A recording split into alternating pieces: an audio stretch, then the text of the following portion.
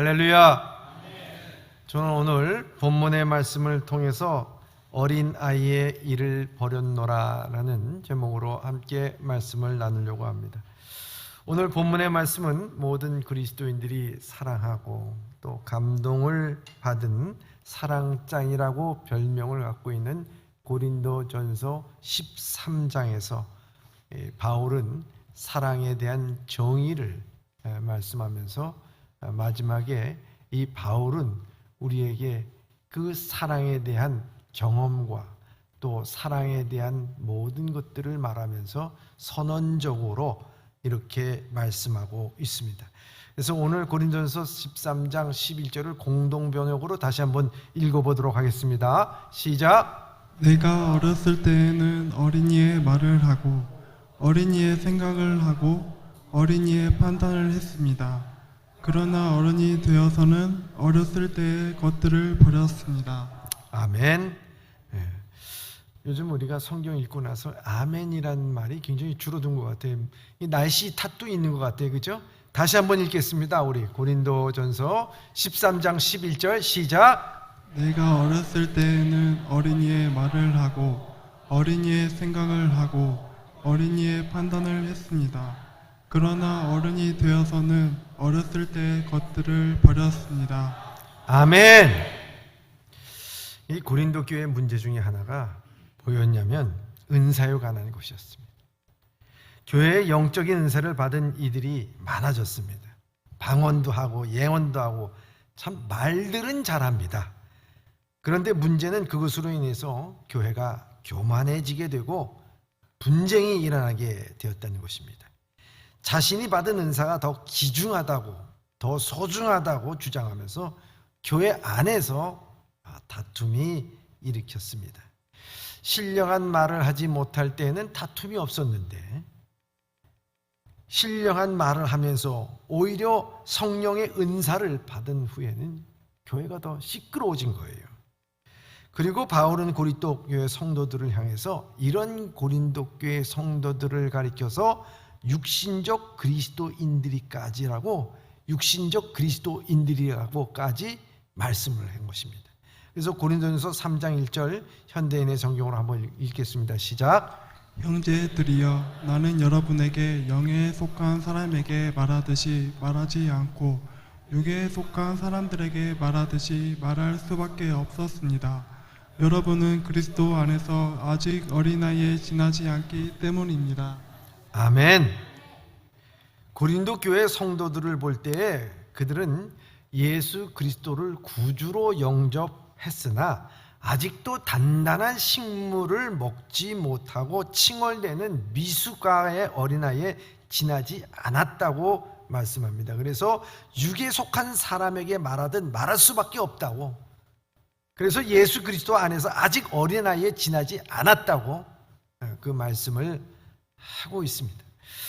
어린아이와 같은 육에 속한, 즉 세상의 때를 벗지를 못하고 그리스도인, 미숙한 그리스도인이라고 하는 것입니다.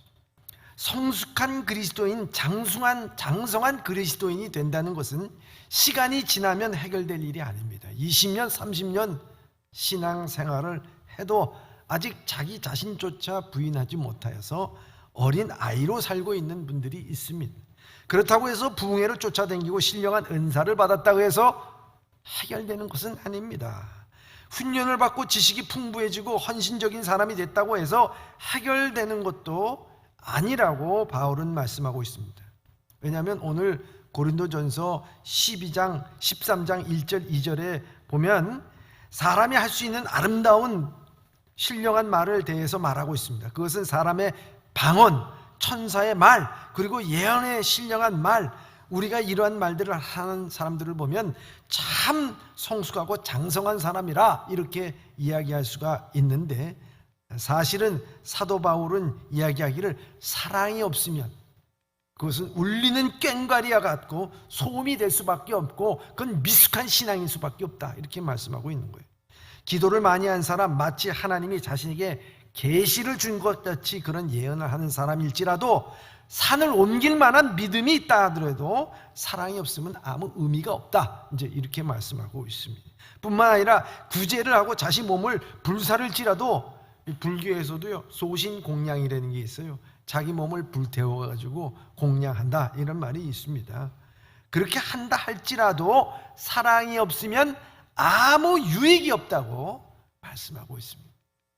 어린아이라는 거죠. 바울은 그 누구보다도 이런 일을 경험한 사람이에요. 바울이 예수님을 만나기 전에는 모든 문제가 예수님을 쫓는 사람들, 그리고 그 원흉은 예수 그리스도께 있다, 이렇게 생각을 했습니다. 그래서 예수 믿는 사람들에 의해서 유대 나라가 분열이 되고 힘을 얻지 못하고 로마의 앞잡이가 되고 권력의 지배를 당한다고 생각했어요. 그래서 그는 자기가 힘을 닿는 대로 그리스도인들을 잡아가두고 때리고 또한 핍박하고 죽이기까지 했던 인물입니다. 그리고 그리스도인들이 있다고 하는 그 다메섹에 있다는 말을 듣고 사내들이 공회에 가서 그 공문을 받아다가 그들을 만나기 위해서 다메섹으로 가던 중에 강한 빛과 함께 예수 그리스도를 만나게 됩니다.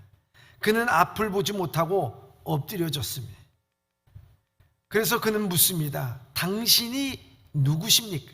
당신은 누구십니까? 물어봤을 때 나는 내가 핍박하는 예수니라는 음성을 듣습니다. 자기가 핍박하고 문제의 원흉이라고 생각했던 분이 오히려 그분이 구세주시고 하나님이시며 온 인류를 구원하신다고 하는 그 구원자라고 하는 그 진리의 말씀을 깨닫는 순간 그는 그 자리에서 자기가 지난날 배웠던 것, 말했던 것, 생각했던 것, 판단했던 것이 다 무너지는 경험을 하게 됩니다. 즉 문제가 예수에게 있는 것이 아니라 예수 믿는 자들에게 있는 것이 아니라 자기 자신에게 있었다는 것을 깨닫게 됩니다. 그래서 그 후에 그는 이런 경험을 이렇게 간증을 합니다. 고린도전서 15장 8절의 말씀입니다. 시작. 맨 나중에 만삭되지 못하여 난자 같은 내게도 보이셨느니라. 아멘. 다시 말하자면 만삭되지 못한 생기다만 팔싹동이 미숙아 같은 자기에게도 나타냈다고 말씀하고 있습니다. 예수님을 만나기 전에 그는 지식적으로나 믿음으로나 육체적으로나 누구보다도 성숙하고 온전한 장성한 사람이라고 생각했었을 것입니다. 그러기에 그의 말과 행동, 판단력은 스스로 완벽하다고 생각했을 것입니다.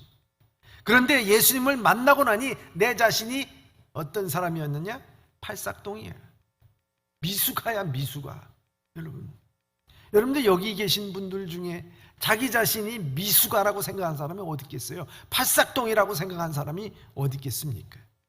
그런데 그는 예수님을 만나고 보니까 이전의 자기의 모습은 진짜 팔싹동에 지나지 않았다, 이렇게 고백하고 있습니다. 그래서 그는 이렇게 고백합니다. 빌립보서 3장 7절 8절의 말씀입니다. 시작. 그러나 무엇이든지 내게 유익하던 것을 내가 그리스도를 위하여 다 해로 여길 뿐더러 또한 모든 것을 해로 여김은 내 주 그리스도 예수를 아는 지식이 가장 고상하기 때문이라. 내가 그를 위하여 모든 것을 잃어버리고 배설물로 여김은 그리스도를 얻고. 아멘. 바울은 그리스도 외에 세상의 모든 것들을 다 배설물로 여겼다고 고백합니다.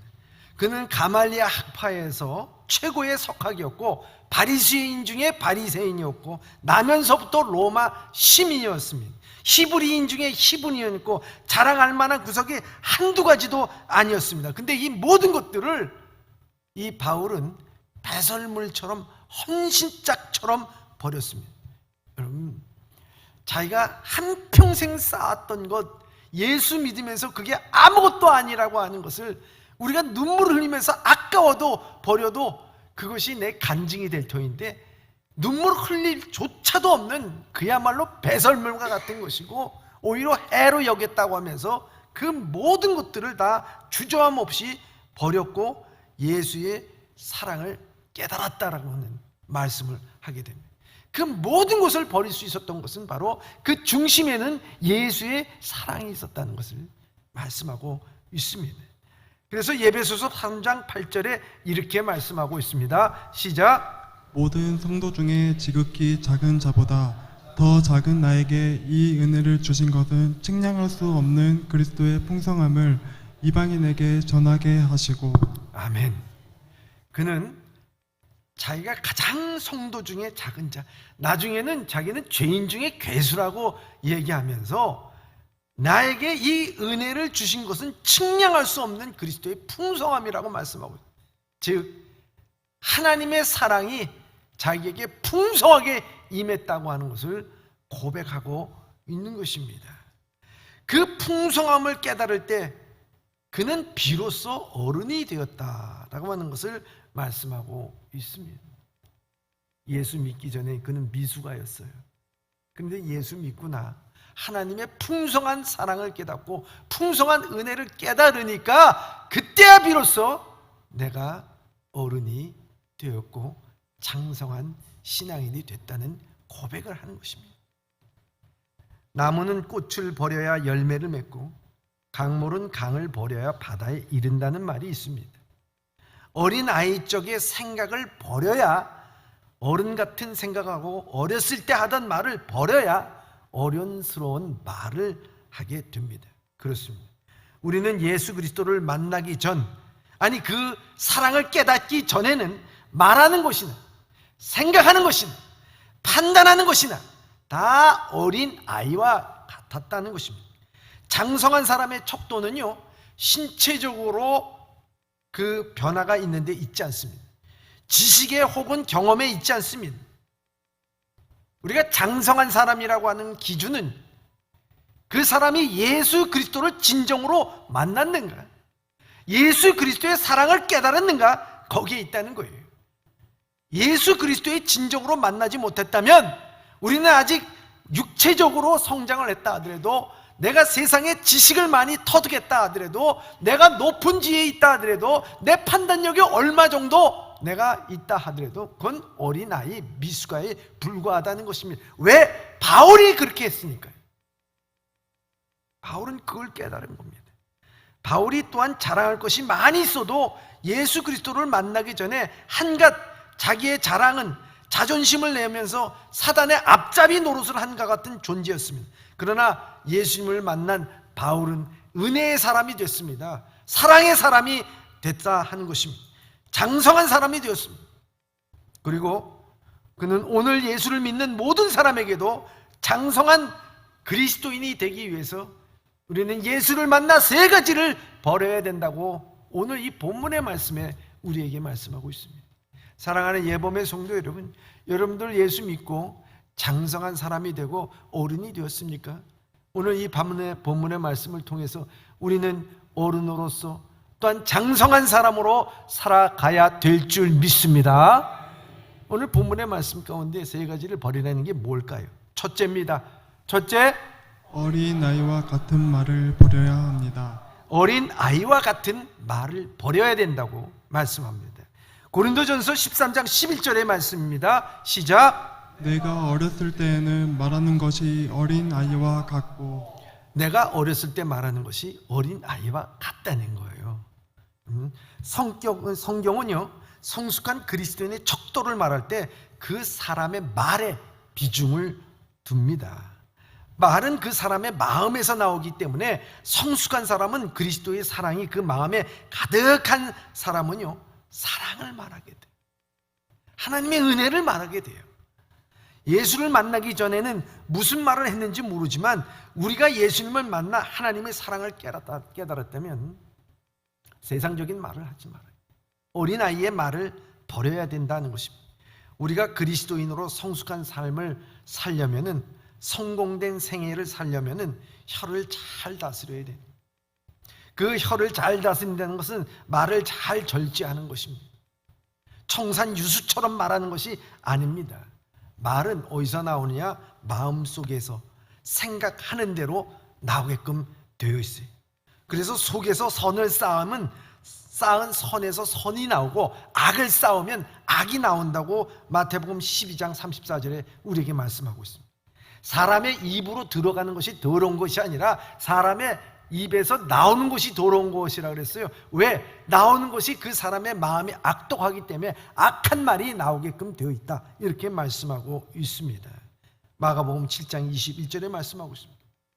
만물보다 부패한 것이 마음이다 라고 예레미야서 17장 9절에 말씀하고 있습니다. 그러므로 마음을 잘 다스려야 하고 자기 마음을 다스리는 자는 성을 빼앗는 용사보다도 낫다고 잠언은 우리에게 말씀하고 있습니다. 야고보 사도는 야고보서 3장 2절에 우리에게 이런 말씀을 합니다. 시작. 우리가 다 실수가 많으니 만일 말에 실수가 없는 자라면 곧 온전한 사람이라 능히 온 몸도 굴레 씌우리라. 아멘. 말에 실수가 다 있어요. 그러나 실수가 없는 자는요 곧 온전한 사람이다, 이런 말씀하고 있습니다. 오늘 우리 안에 예수 그리스도를 만나 예수 그리스도가 내 안에 있는가, 이게 참 중요한 것이. 어린아이의 말을 버려라. 어린아이의 말을 들어보면 어른의 입장에서 참 유치합니다. 영적인 것, 신령한 것을 말하지 못합니다. 시기와 질투와 먹고 사는 일, 노는 일에 대해서 말합니다. 여성들이 뭐 다 그렇게 얘기는 안 하겠죠. 그 여성들이 얘기할 때, 남자에 대해서 특별히 얘기할 때 여성들이 이렇게 얘기하는 것을 저도 많이 들었습니다. 남자는 다 늑대다, 이런 말을 들었습니다. 혹시 그런 말을 해보신 적이 있는지 모르겠습니다. 우리 교회는 아니에요. 왜 다른 교회 목사님이 그 듣고서 이렇게 얘기한 것을 저도 들었어요. 어느 집사님이 그 목사님 앞에서 얘기하더니 뭐 이런저런 얘기하다, 목사님, 다 남자는 다 늑대예요. 그러게. 다 늑대다 그러니까 그 말을 들은 목사는 거기서 뭐가 되겠습니까? 늑대가 된 기분이 드는 거예요. 근데 가만 생각해 보니까 모든 사람들은, 남자든 다 늑대다? 속으로서 생각하기에 저분이 뭐 모든 남자를 얼마나 다 알기에 다 늑대라 그러나, 이런 생각이 들었다고 말합니다. 여러분, 성도는요 성도답게 말을 해야 돼요. 성도들은 아무리 화가 나고 죽을 일이 생겼다고 해도 할 말이 있고 하지 말아야 될 말이 있다는 거예요.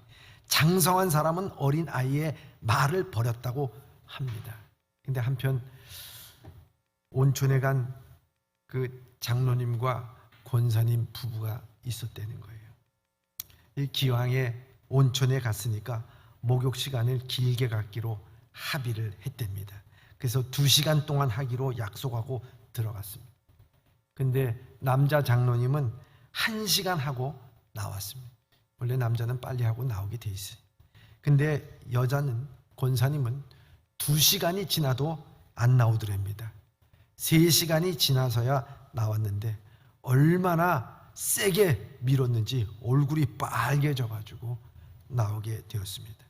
당연히 남편 장로님이 화가 나가지고, 아니 3시간 시간이냐, 2시간 하자 그랬잖아, 3시간 시간이나 뭘 하다가 그렇게 나왔냐고 역정을 냈답니다.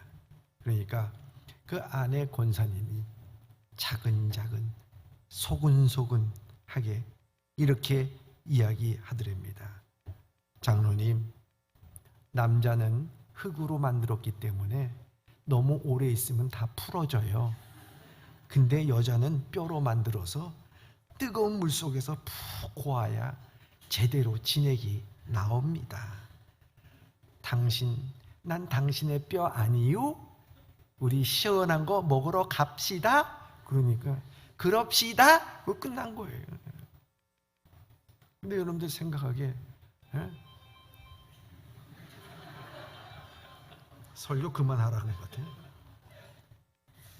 그런데 여러분들 생각하기에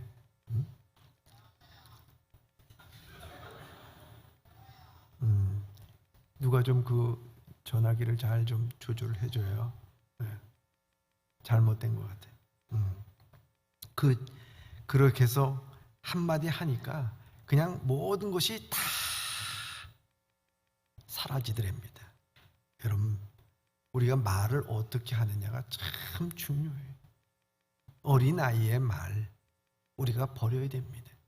예수 그리스도를 구주로 영접했다면 우리는 그 말이 주님의 말처럼 우리가 해야 될 줄 믿습니다. 둘째입니다. 둘째, 어린아이와 같은 깨달음을 버려야 합니다. 어린아이와 같은 깨달음을 버려야 된다는 거예요. 고린도전서 13장 11절 읽어보겠습니다. 시작. 깨닫는 것이 어린아이와 같고. 아멘. 어린아이의 특징이 뭡니까? 말하는 게 자기 중심적입니다.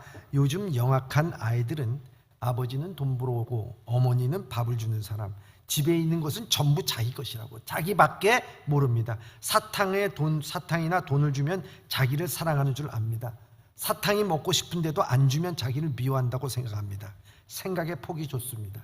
눈앞에 이익만 생각합니다. 먼 미래는 생각하지 않습니다. 또 깨닫는 것이 단순합니다. 객관성이 없습니다. 깊이도 없습니다.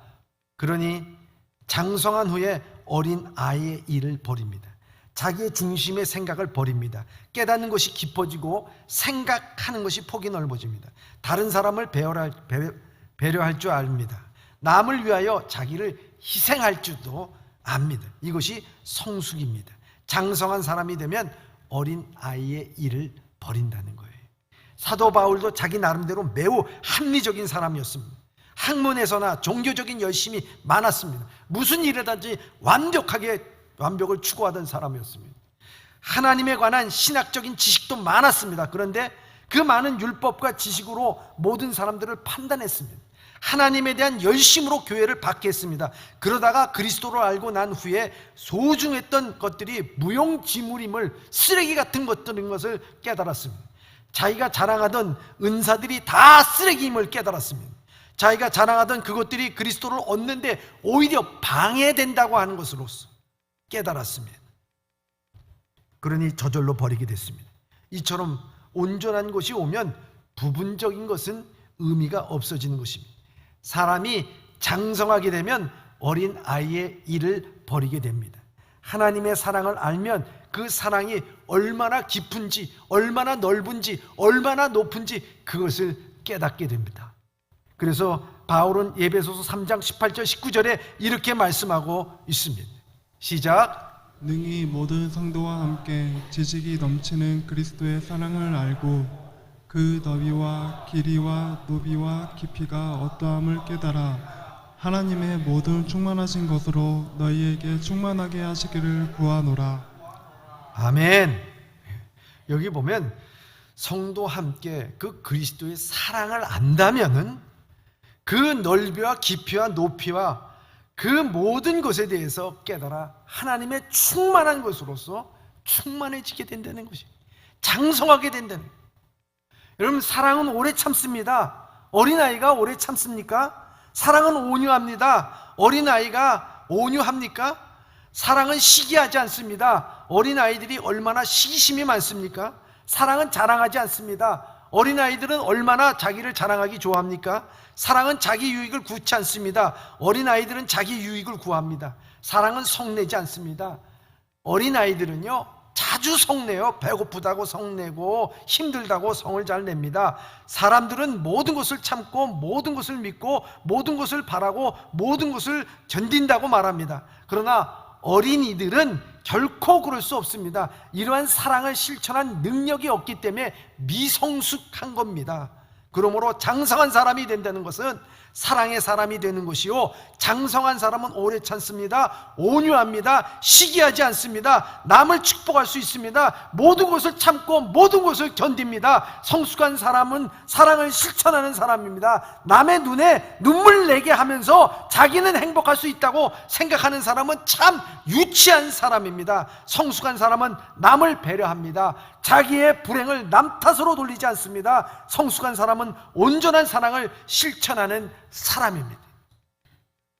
여러분, 그렇기 때문에 사랑이 예수 그리스도를 만나게 되면 그때부터 우리는 깨달아집니다.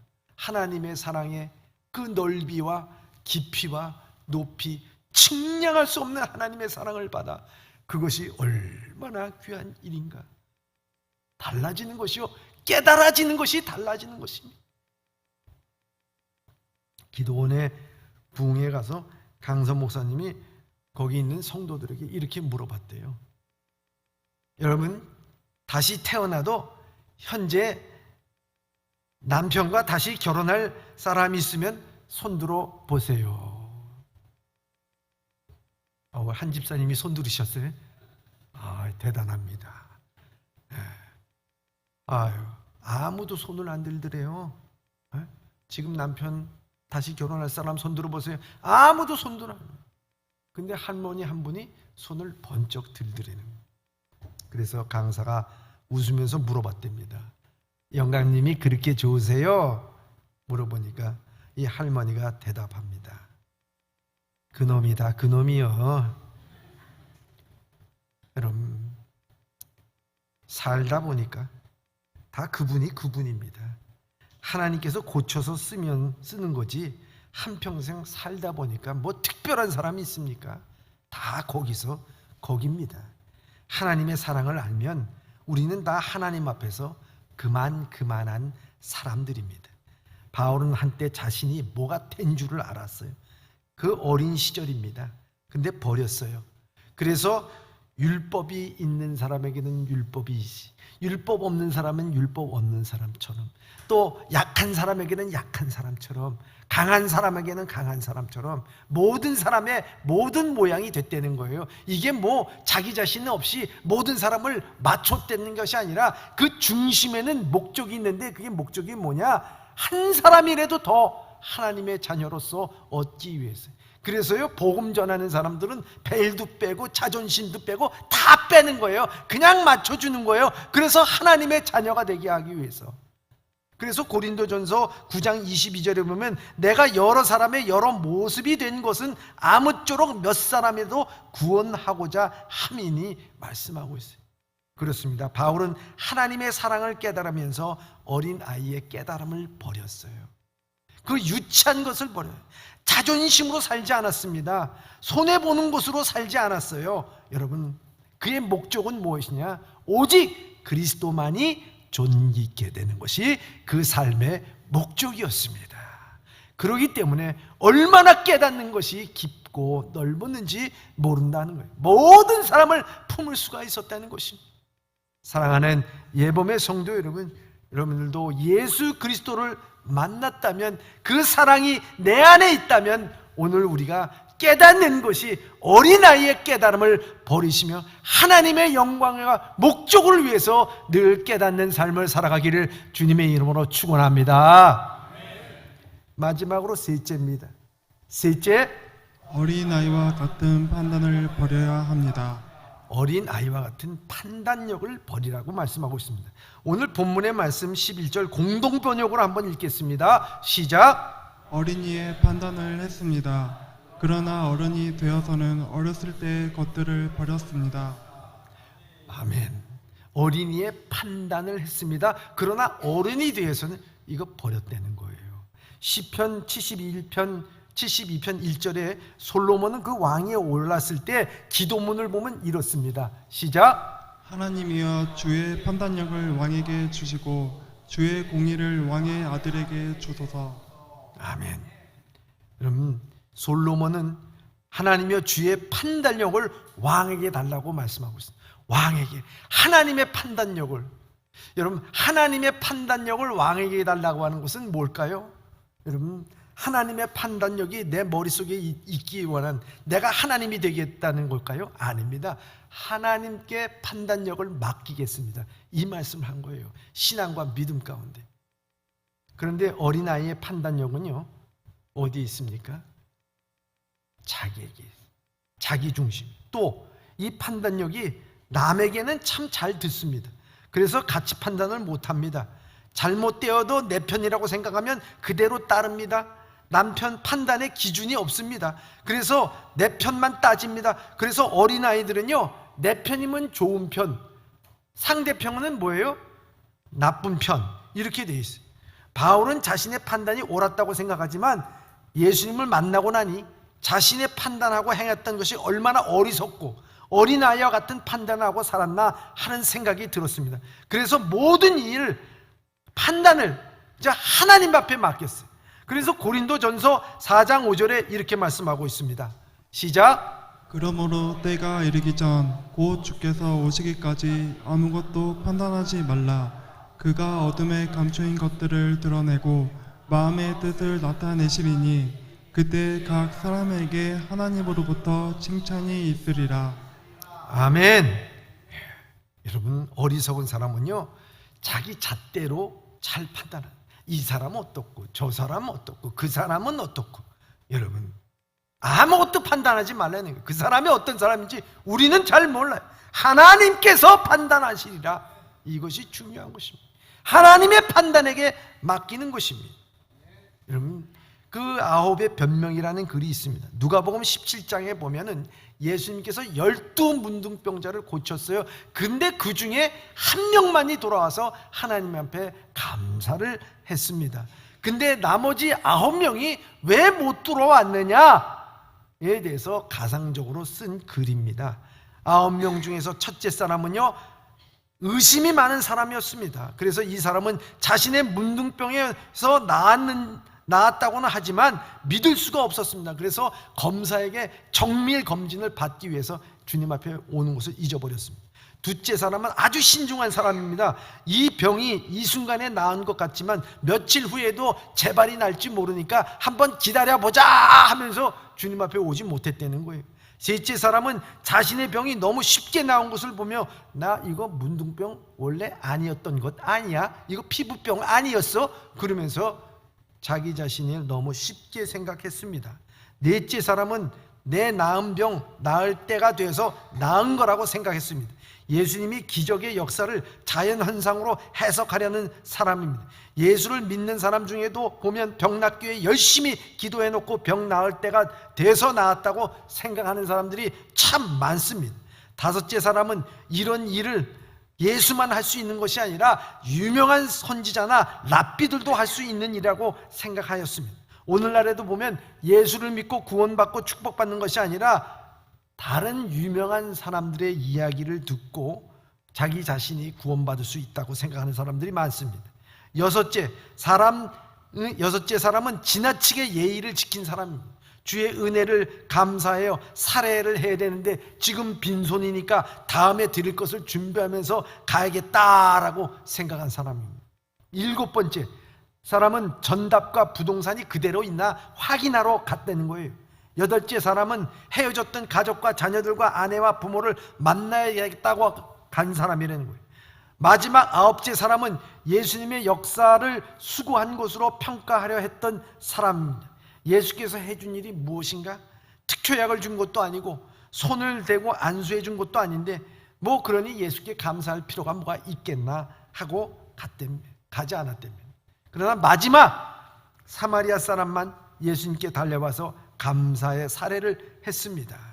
여러분, 오지 못한 이 9명, 그 오지 못한 9명의 판단력, 그 판단력, 자기 판단력에 갇혀있는, 오늘 사랑하는 예봄의 성도 여러분, 여러분들이 은혜 받고 은혜 받지 못한 것은요 여러분 자신의 판단력에 갇혀있을 때 은혜 받지 못하는 거예요. 여러분 모든 것을 하나님 앞에 맡기면서 나갈 수 있기를 바랍니다.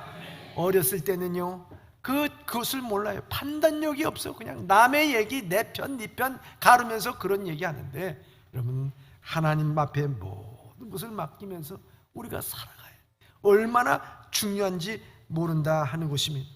사랑하는 예범의 성들, 내가 어렸을 때는 초등학생 때가 아니라 예수 그리스도를 만나지 못할 때입니다. 그래서 주님을 만났습니다.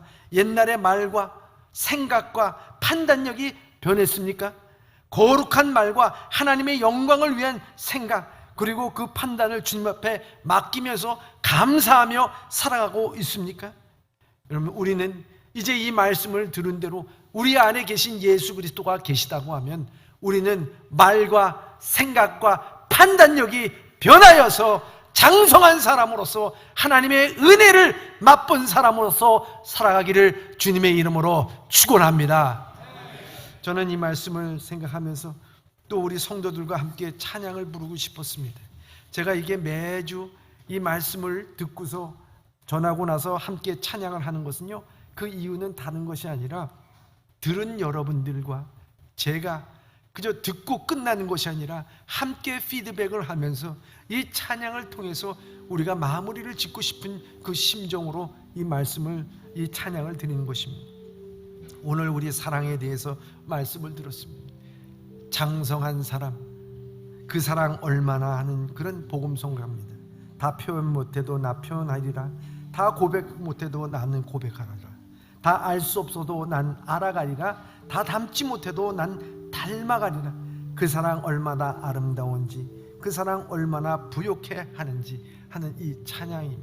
여러분, 이제 한 주간도 여러분들의 주님의 사랑을, 여러분 주님을 만났다면요, 어린아이의 말과 어린아이의 생각과 어린아이의 판단을 버리시고 주의 영광을 위해서 감사하면서 주님 앞에 모든 것을 판단을 맡기면서 어른과 같은 장성한 그리스도인의 사람으로 살아갈 수 있기를 주님의 이름으로 축원합니다.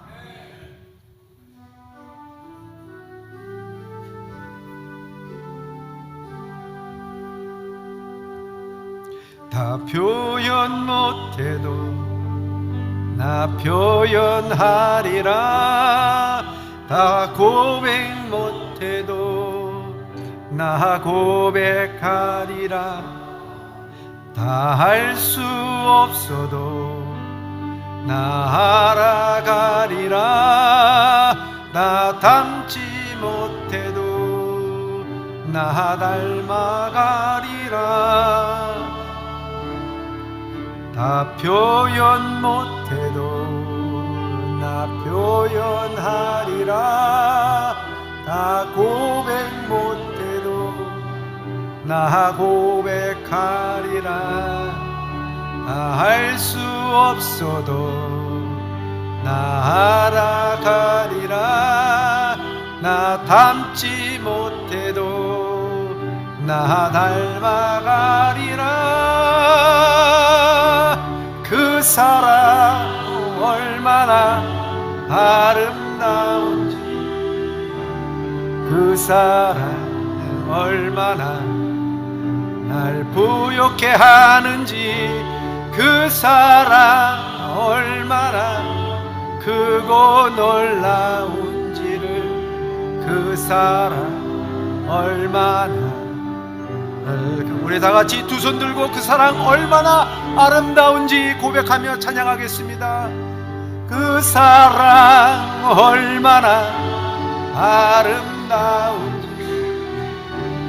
그 사랑 얼마나 날 부욕해 하는지, 그 사랑 얼마나 크고 놀라운지를, 그 사랑 얼마나 나를 감격하게 하는